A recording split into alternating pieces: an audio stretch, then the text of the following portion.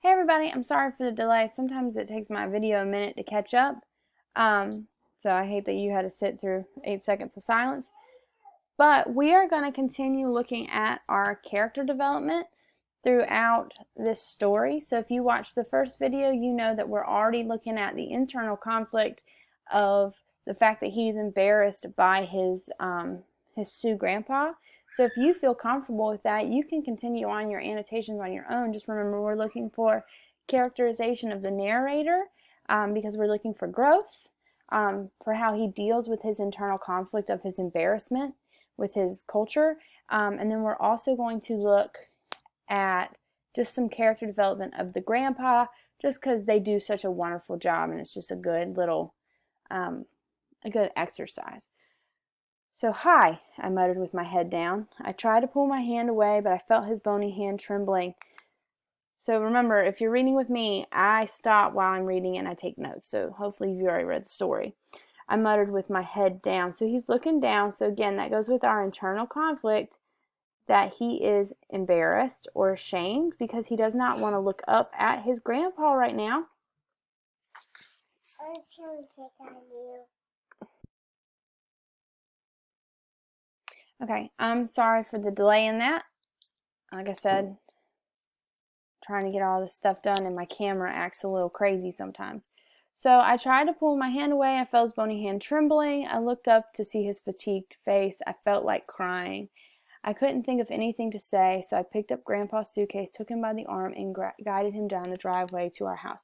So when he felt like crying after he looked at the fatigue on his face, so he was embarrassed by his grandpa, but at the same time, you can also tell that he feels he feels empathy towards him, and that's how you know that he really loves his grandpa.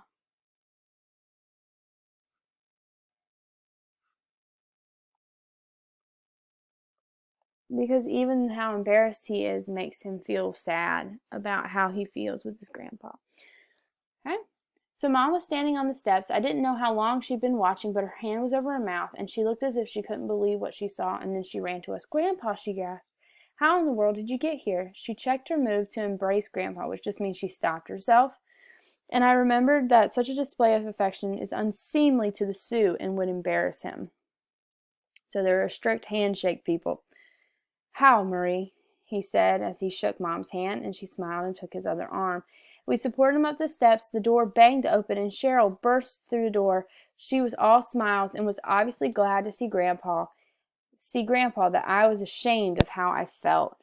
So you'll start to notice in this story, the writer is often, it's called juxtaposing, but he's setting it up so you can see how much so Cheryl doesn't care about Grandpa, and she loves him genuinely. There's no embarrassment, and it's constantly comparing the characters. So comparing Cheryl to narrator. And all this is doing is it's just further revealing that internal conflict, because he even feels ashamed when he notices that his sister doesn't feel the same way. So Grandpa yelled happily, "You came to see us." Grandpa smiled, and Mom and I let go and let his stretched out arms to my 10-year-old sister, who was still young enough to be hugged.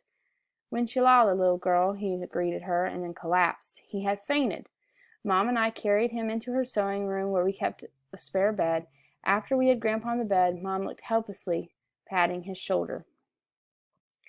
Okay, so he had fainted. I mean, there's a couple of things going on here as to why he fainted, but he's very old, so we'll just run with it. Shouldn't we call a doctor, Mom? I suggested, since she didn't seem to know what to do. So it's just very strange to me that the mom didn't know what to do for in this particular instance, but I guess it kind of makes sense with the relationship she has with her grandpa. All right. "Yes," she agreed with a sigh. "You make Grandpa comfortable, Martin." I reluctantly moved to the bed. I knew Grandpa wouldn't want to have Mom undress him, but I didn't want to either. He was so skinny and frail that his coat slipped off easily. So again, this is some more direct characterization. It's telling me a lot about how Grandpa looks and how he acts and everything else. When I loosened his tie and opened his shirt collar, I felt a small leather pouch that hung from a thong on his neck. So all the thong is in this particular case is a string. I left it alone and removed his boots. The scuffed old cowboy boots were tight, and he moaned as the pressure as I jerked his on his legs as I jerked them off. I put the boots on the floor and saw why they fit so tight.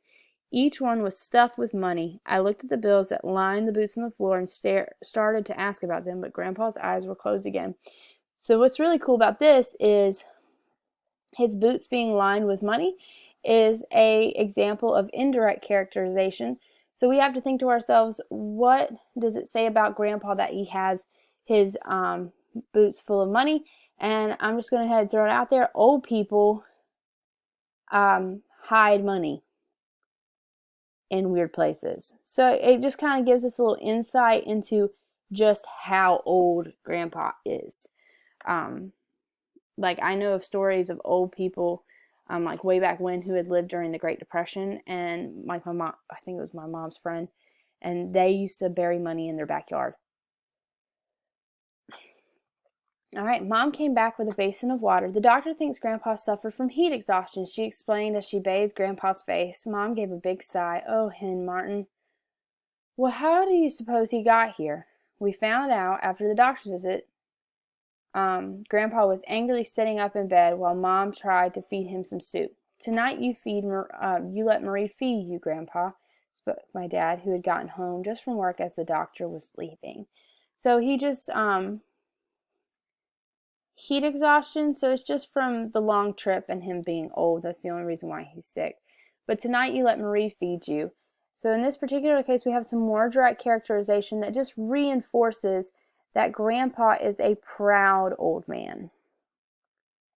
Okay? He is the patriarch of his family, or at least he feels that way. So I hope this was helpful for you guys. Much shorter than the first one, right? As we move through, that first page really gets us all of our meat that we need to know our characters. But as we go through further into the story, the amount of annotations we have to take about characterization kind of lessens, but we'll focus more on that internal conflict developing within our main character.